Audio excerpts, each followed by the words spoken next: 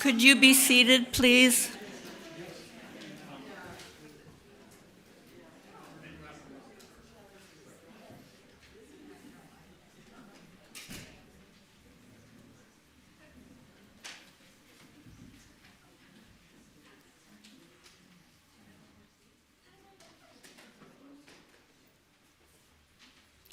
Come into the presence of the holy. Welcome to the Unitarian Universalist congregation of Grand Traverse on this first Sunday in June. I am Margaret Wozniak, a member of the Sunday Services Committee. We greet you if you are here in person in the sanctuary or if you are joining us via YouTube. I do the daily cryptoquote in the Record Eagle. A recent quote was by James Russell Lowell. He said, "And what is so rare as a day in June, then, if ever, come perfect days." May June be a month of perfect days for us. Today's service theme is the chosen family. It is based on the idea that although we are born into a biological family, that family may not always serve us well. Some parents may not be able to do effective parenting. Children may not receive the emotional support they need as they grow, mature, and make choices that are outside the bounds of the parent's normalcy.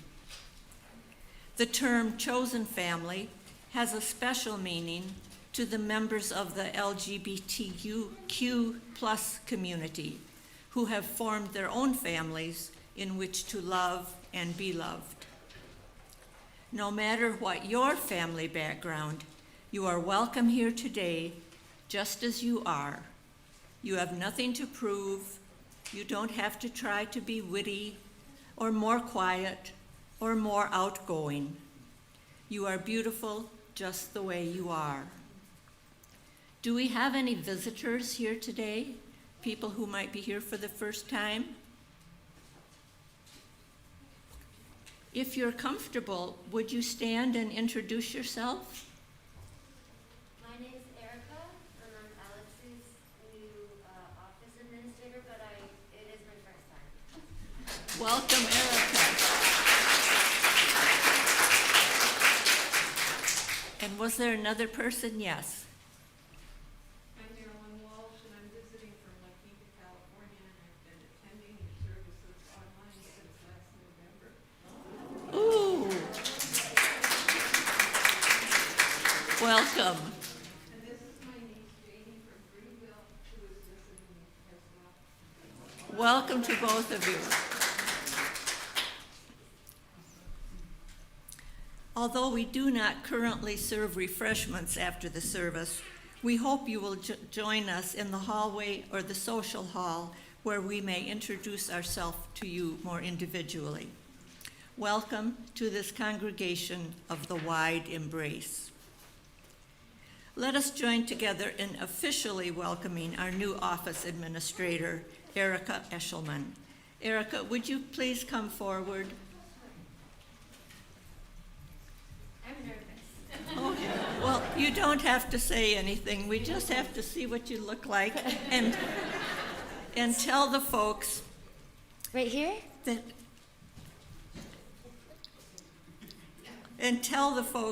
that after growing up in Phoenix, Arizona, Erica graduated from Occidental College in Los Angeles with a BA in English and Comparative Literary Studies.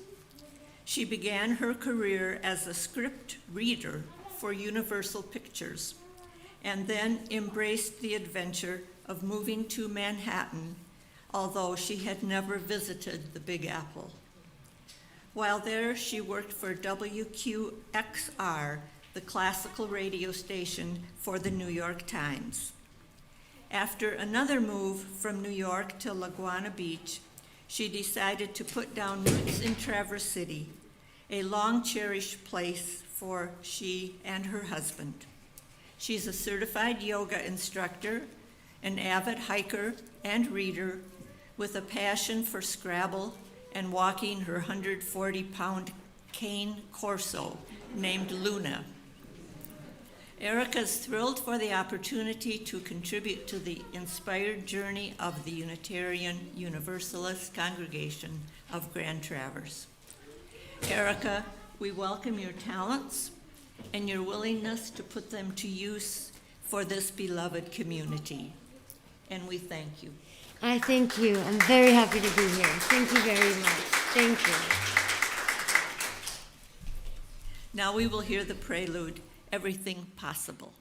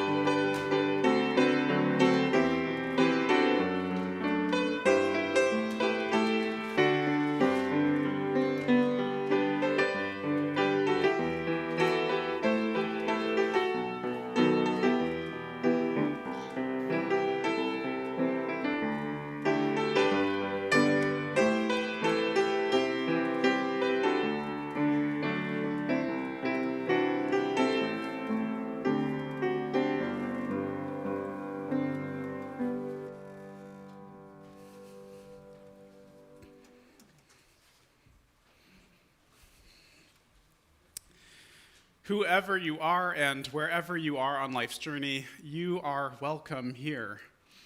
I am the Reverend Alex Jensen. I use he and him pronouns, and I welcome you here to this table of this chosen family, this gathering of bright and beautiful souls, including your own, who have so much to share with each other.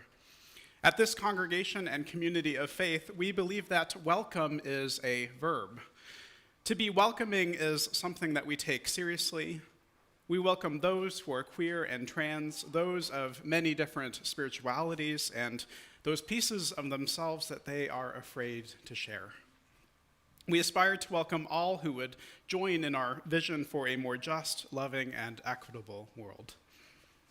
In our first Sunday service of this month of Pride, the whole month of June, I invite you to hear these words from H.P. Rivers. Blessed are the wanderers seeking affirmation. Blessed are the worshipers praying from closets, pulpits, pews, and hardship. Blessed are the lovers of leaving family and familiarity, leaving tables where love is not being served. Blessed are those who stay. Blessed are those who hunger and thirst for justice, for they will be satisfied. Blessed are the queer, the disciples of truth, living, breathing, sacred reflections of divine love. So, dear ones, may you find room for your spirit here within our very own congregation's chosen family.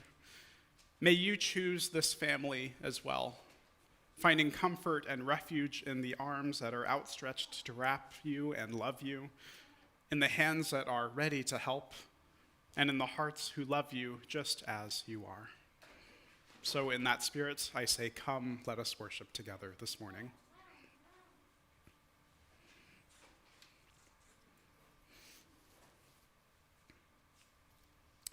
So as we enter into this time together, we acknowledge the land on which we live and gather, the land known to the Anishinaabe as the Kichiwi-Kwedong, the place of the Big Bay.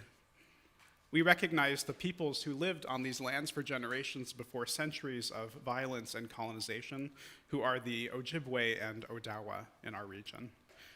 We raise the birch basket, holding the 4 sacred medicines of sweetgrass, cedar, sage, and tobacco, not to make ourselves feel comforted or better about this history, but instead to remind us to hold and make space for the Anishinaabe as we do the work of reconciling the harm of colonization. As Unitarian Universalists, it is also our practice to light the flaming chalice, the symbol of our faith, and a light that reminds us of the immeasurable worth and dignity found in each person. I will read our chalice lighting words as Asher here lights our chalice. Those of you tuning in online are invited to kindle a flame as well. Our chalice lighting words themselves come from Rachel Naomi Remen, the author of Helping, Fixing, and Serving. Some of you may remember her. When we bless others, we offer them refuge from an indifferent world. As we light our chalice, a symbol of hope and refuge for many, may we create a place of blessing that shelters all in our wide embrace. And thank you, Asher, for lighting our chalice.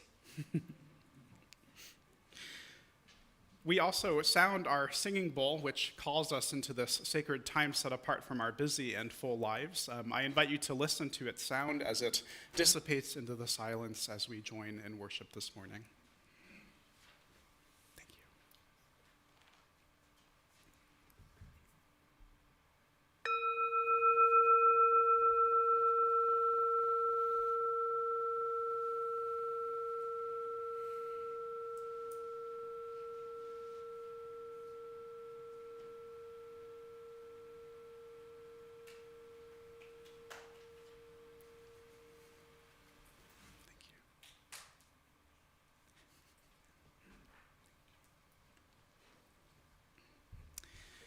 We'll hear our opening song this morning, A Song for Ukraine, performed by Shelley Burns, Cindy Edmondson, and Mary Ann Rivers.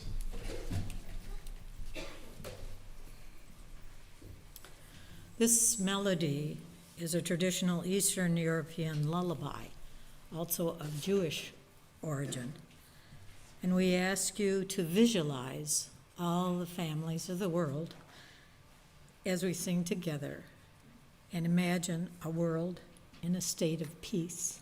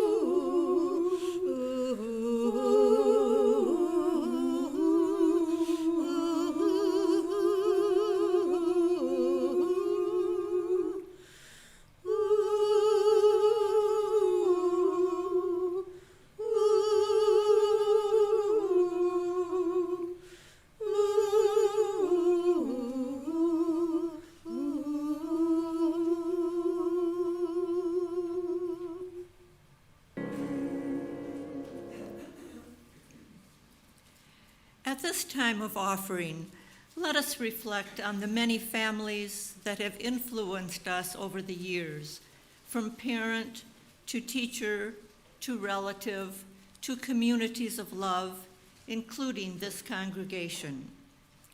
We do not have a bloodline, but we do have a love line.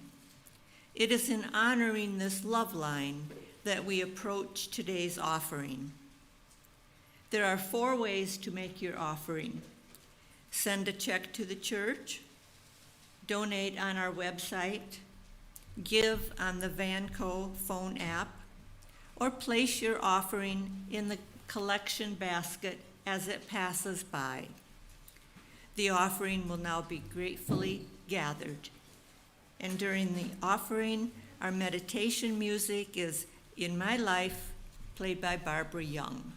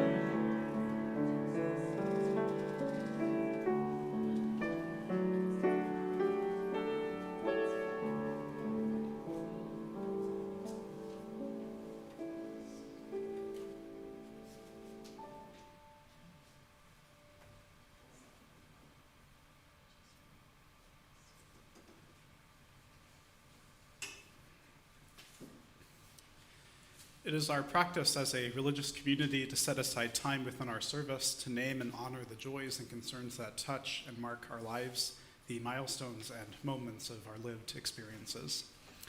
I will be sharing some of those joys and concerns that have been sent in or written in our book to be offered up in our service today. If you have a joy or a concern that's a bit too heavy or tender to share with us, I invite you to reach out to myself, to members of our congregational care team. I know that we have a couple here. Would you mind raising your hands, those of you in congregational care? So we have Pat and then Judith over there.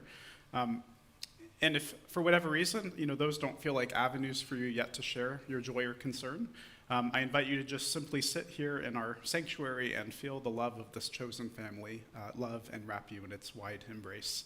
None of us is meant to travel life's journey alone. So I will be sharing some of those joys and concerns, and this is what has been offered up for us to hold with this gathered community. We have a candle of joy from Chris and Rick Walter.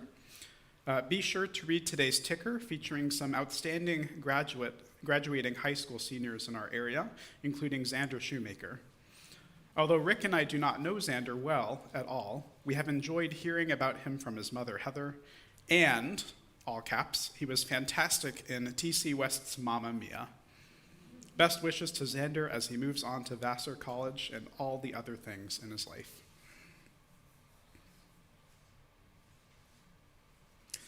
We have a candle from Sylvia Walworth.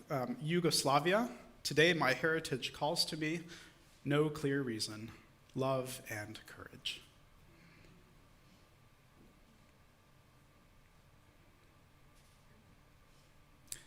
I personally have 3 joys to share.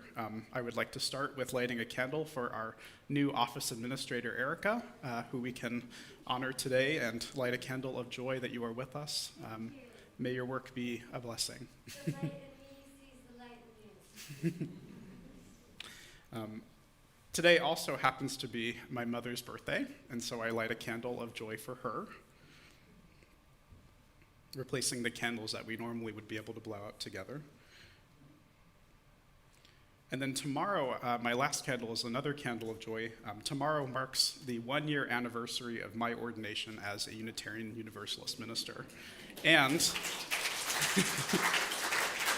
the stole that I'm wearing today, this rainbow stole, was the stole given to me by my internship congregation. And so it feels special to be wearing it today with you all.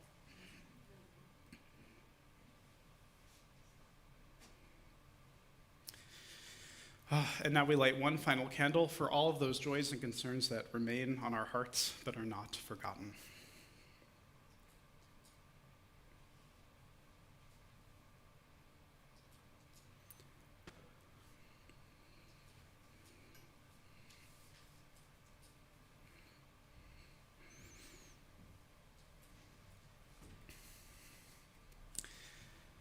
Joining in this time of contemplation and prayer, let us pray together this prayer of gratitude for those who have gone before, those who have made it possible for us to be our full and authentic selves, those who are still yearning for the freedom and safety to come out, to be ourselves and to be all that we are still yet becoming.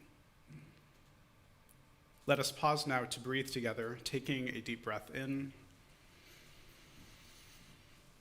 and out. Another deep breath in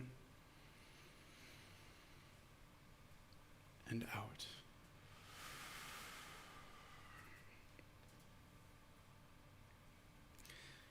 Thank you to the queer and trans ancestors who left us histories to hold on to. Thank you to every kid who is the first in their class or their school or their town or their family, who made it a little easier for the next one. Thank you to the elders who fought for yourselves and for us. Thank you to the ones who let your freak flag fly. Thank you to the ones who do queer in their own way. Thank you to the ones who take each other in. Thank you, loud ones. Thank you, quiet ones. Thank you to the ones who helped us learn to love our desire, no more shame. Thank you to you who are doing what you need to do to survive. We need you. Thank you for persisting. Thank you for proclaiming. Thank you for being. Once upon a time, they could say they didn't know us, but not anymore. Here we are, bringing our sacred strange into their pews and pulpits, to their dinner tables and beside them in waiting rooms and checkout lines. Thank you to you who are yet to come, who will expand our understanding and help us love more deeply ourselves and each other. Thank you to every queer and trans soul who keeps choosing to live and choosing to love and choosing to support one another. And together we say thank you and amen. Margaret will now share with you this morning's reading.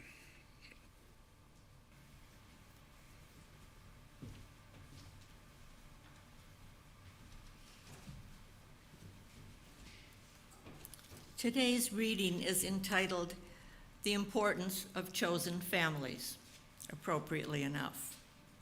Written by Achieve Medical, a center that offers mental health and wellness services to children, adolescents, and adults. In this article, they discuss the power found in choosing your family. While most of us are born into homes that contain a mother, a father, some siblings, some people are born into families that can be as large as a village. Other people are born into homes with single parents or couples that couldn't make it after the birth of a child. Some children are placed in foster care, where parental rights are severed and foster homes come and go like the wind. When our biological families become a recurring source of emotional hurt or disappointment for us, we begin to gravitate to people who are more like ourselves. We can relate to these people, for they are the individuals who are there to provide support and make time for us when we need it most. These are the people who may show us unconditional love and support at a deeper level than our biological family had the capacity for. These are also the ones that are there to listen to us and hold our hands during the times when life becomes unbearable. They are always there to correct us and to alert us about our behaviors when we might be sliding off the rails. While we are born into families with matching genetics and bloodlines, these are not always the people that we feel comfortable with or relate to. We may feel that our biological family does not understand us or agree with how we identify ourselves through our style, our clothing, or our gender choices. When we can no longer take the friction that is attached to our biological families, we begin to gravitate elsewhere. These are the people that can understand us the most, the people who are most like us. They are the people that seem the most like us, and they offer us unconditional love, and in return, we offer the same to them. They may or may not have had the same experience as we have, but they are always there to listen, offer advice, and make us laugh when we actually feel like crying. Chosen families are very much like biological or blood-related family members. They are the people that you know you can call on for help or emotional support when life seems unbearable or a situation feels hopeless. These are the people that, no matter how far away they are, will book a plane or make that call just to be able to support us. At the same time, for these individuals, you find yourself doing the same. Nobody has a right to deem what is considered to be a family. For some, when the word family is mentioned, a picture of mom, dad, and kids, and maybe a dog come to mind, reminding me of that blessed elementary school reader with mother, father, Dick, Jane, and Spot. For others, this might not be the case. Some may think of family as those quirky souls like ourselves who have intertwined their energies with ours to the point that we can't imagine our lives without them. In a world where there are billions of souls, no one should be alone. Reverend Alex will now share his message.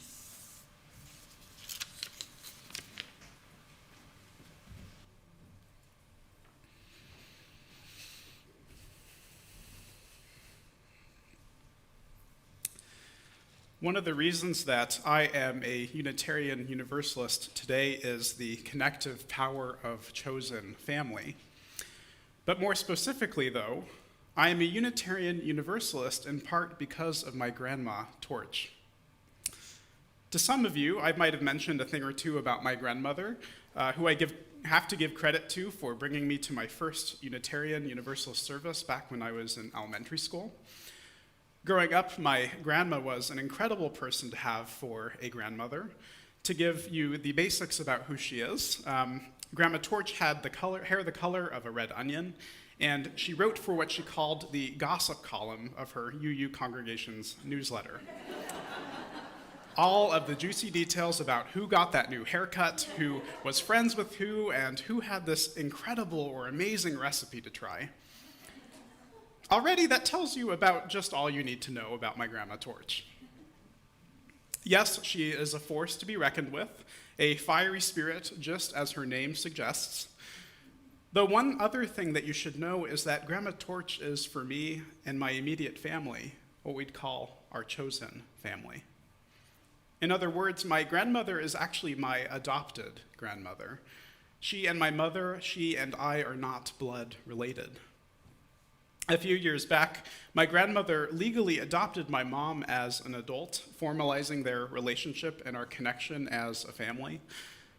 Yet even before it was official, my grandma was there for me since the day I was born, literally in the hospital room as I came into the world. She was present for soccer games and violin recitals. She and my grandpa even took my brother and I out for very short, but also very safe motorcycle rides around the block on our first days of school.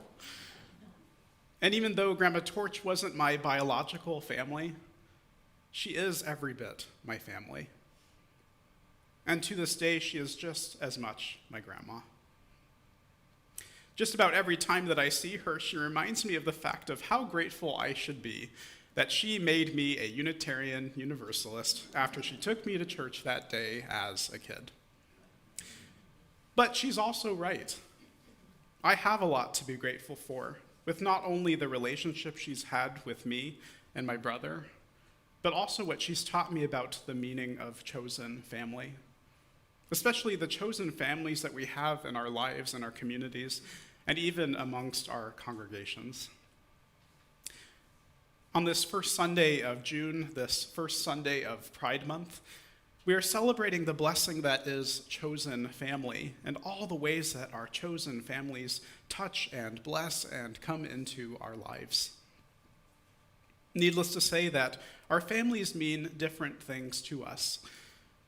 For many of us, our biological and our related families can be a source of blessing, a source of support and love. Though also for many of us, our families and our family members themselves can sometimes be a source of pain.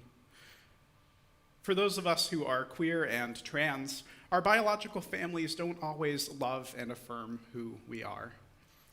And while some of us, myself included, are lucky to have biological families that do love us just as we are, some queer and trans folks are brought up in families where they have to hide who they are. Or if they actually decide to come out or share their truths about their identity or sexual orientation, they are sometimes kicked out of their own homes or shunned by their biological families or relatives. Chosen family itself has become a term that many of us who are LGBTQ+ can relate with, a term that names the people in our lives who are more like us, who are there to provide support and make time for us when we need it, who show us unconditional love and care and truly listen. The people in our lives who show up for us when life itself is hard or feels unbearable to hold on our own.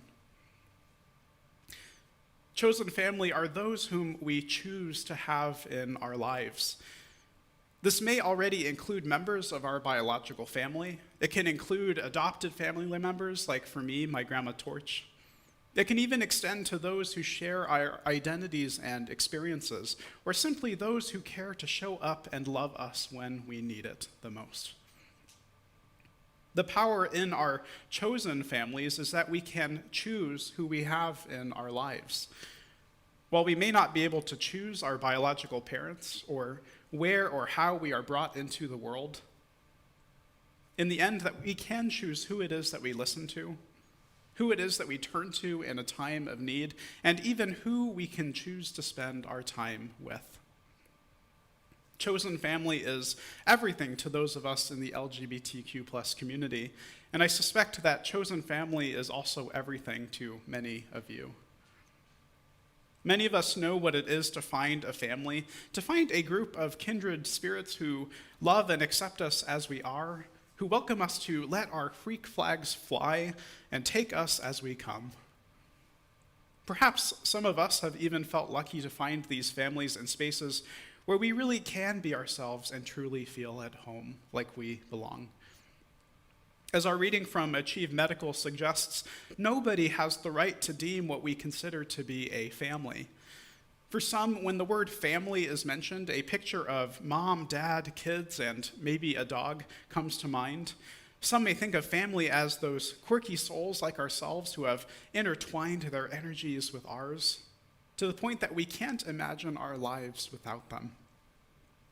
In a world with billions of souls, no one should be alone. Chosen families have been a part of my own story as a gay man from before I can remember. My chosen family has included best friends and classmates. It's been made up of mentors and role models who were gay and queer. Going off to college and grad school, chosen families met me there too, with those who made me feel seen and understood. Though going back to my Grandma Torch, some of the most special chosen families that I've had in my lifetime have included Unitarian Universalist congregations. My grandma is right. I have a lot to be grateful for that she brought me to church that day with her back when I was little. It taught me that Unitarian Universalists were people like me, who, in the words of my mom, think and understand the world like we do as a family. Implicitly, it taught me that I didn't have to be any person other than myself, that even when I was figuring things out with my identity as, a teenager wrestling with my sexuality, that really none of that mattered.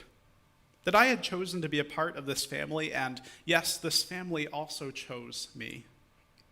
There wasn't anything that I could do that could change the unconditional love and support that this family had for me, that my coming out itself wouldn't change a thing. Congregations themselves truly are chosen families. This is reflected in how people arrive at and even affiliate with our communities. In our congregation, one must formally choose to become a member by signing their name in our membership book. And in doing so, one chooses not only to bind themselves to others in our community, they also choose to affirm our congregation's covenant. Being bound in covenant together binds us as a congregational family with a set of values and principles that tell us how we will be together, but also tells us how we should be in the world. Covenanting is not just a thing that our committees and groups here at UUCGT do well and understand well. It's also what our youth learn and understand from day one. One of the first things that our Unitarian Universalist youth do together when they gather for a conference or an overnight retreat or event is to create what we call a covenant. And in fact, this image right up here on the screen that is up on our wall comes from when our very own tech coordinator, Jeff, was a UU youth, showing the covenant that they had all created together and affirmed by affixing their red handprints to show that they support it. In effect, when our youth gather, they become a chosen family, just like we do when we choose to belong to a Unitarian Universalist congregation. And it's a powerful thing to choose to be a part of a family, to choose the people in your life who also choose you. In our Time for All Ages story this morning, we hear about a house who thinks she's haunted. She's afraid she's haunted because nobody wants to live in her. How everyone seems spooked or afraid of her creaky floors and howling walls. In the end, the house realizes that she is haunted, but that this isn't something that she should feel sad or afraid of. Instead, she finds her own chosen family, a ghost family of outcasts and misfits who love her just as she is. those who choose her just as much as she chooses them. All it took was finding a family who liked that she was haunted and spooky, and in the end, the house was happy to be chosen after all. I'm wondering what it means for our congregation itself to be a chosen family. How would we understand our connections to one another differently? How would we understand our sense of belonging to this family? What might it mean for when challenges or conflicts arise, as they do in all families or relationships? In a chosen family like ours, how might we navigate challenges and conflicts in healthy ways? Ways that allow us to disagree and dissent, but still assure us that we are in this family together and that we still belong and matter. Chosen family itself also extends to our wider community, especially those that are seeking refuge from a world that is indifferent. We as a congregation have an opportunity to be a chosen family for those who don't feel that they belong anywhere else. For those whose families don't love and accept them as they are.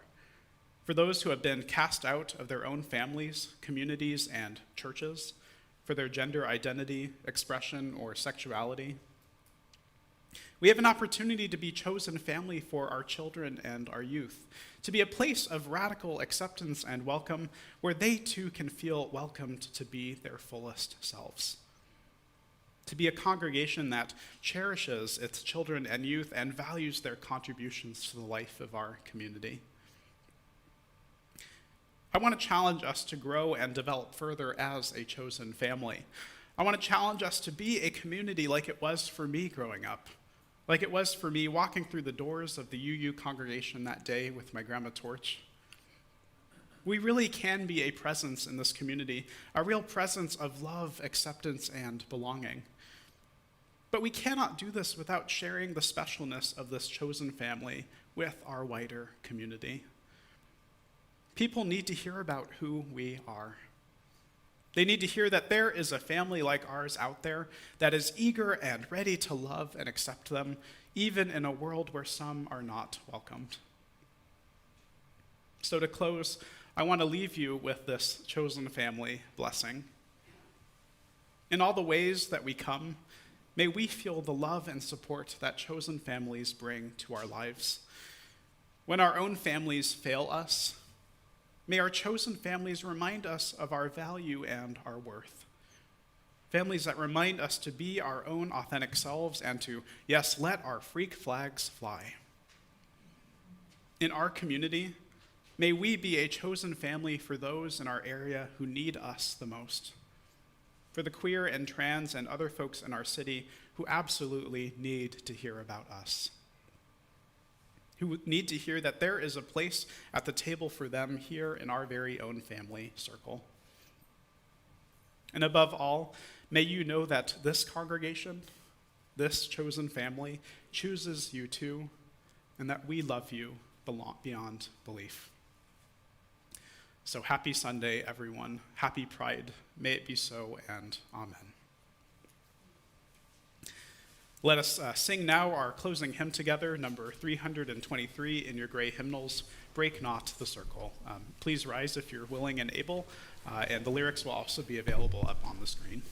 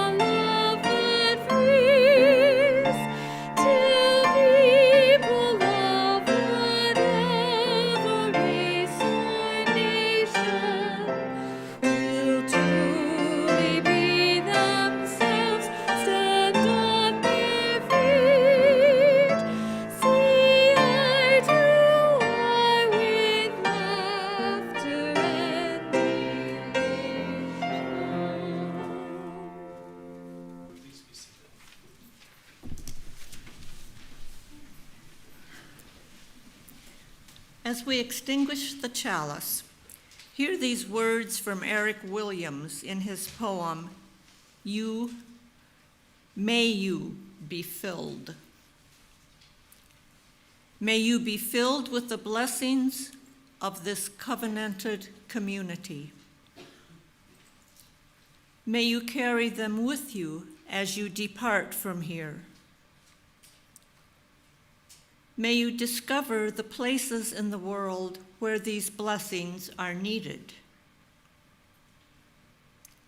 May you have the courage to share them.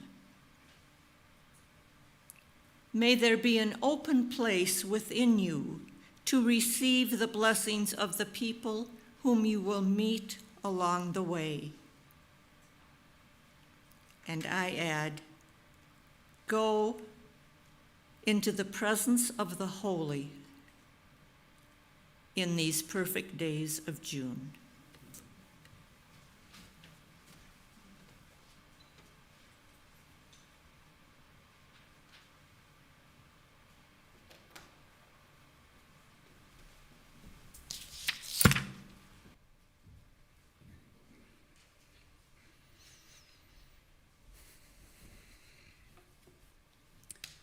So in the spirit of covenant, community, and commitment, in the spirit of blessings and chosen family, may we be made ready to serve one another and to create the world that we so desperately dream of. Go in peace all, may it be so, and amen.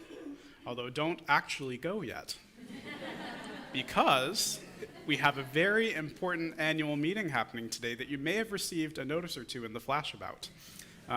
At the end of our service today is our congregation's annual meeting, the one time a year where we get together to vote and make decisions as a congregation. We will break for about 15 minutes to allow us to get all set up to be able to do our hybrid annual meeting for those joining online as well. I believe the link should be the same for the virtual social hall for all of you tuning in online, and we should be able to have that up and running shortly. But before you also break, a note that if you have any questions or you need anything else printed, feel free to visit our welcome table out there where there are some folks that can help and assist you. And then we have one other announcement. The Grebe family is working with My Block, My Hood, My City from Chicago to bring 10 under-resourced teens and 2 chaperones to Traverse City for a 4-day vacation and respite in August. The original story in the Beacon had a donation link that was not actually activated. The new replacement link directs donations to their general programs, not the account set up to fund the Traverse City project specifically. So if you have, by chance, used the most recent replacement link in the Beacon, please contact Kim Grebe so she can reach out to the organization and get the donations transferred to the correct funds. If you prefer to write a check, you can give those to Kim or mail them. Be sure to write Traverse City Exploration in the memo line for the check if mailed directly. We will also try to ensure that the correct link goes in this next flash, and we apologize for any confusion. So anyway, I invite you now to stretch your legs a bit while we get set up for our annual meeting. Happy Sunday, go in peace, and grow in love.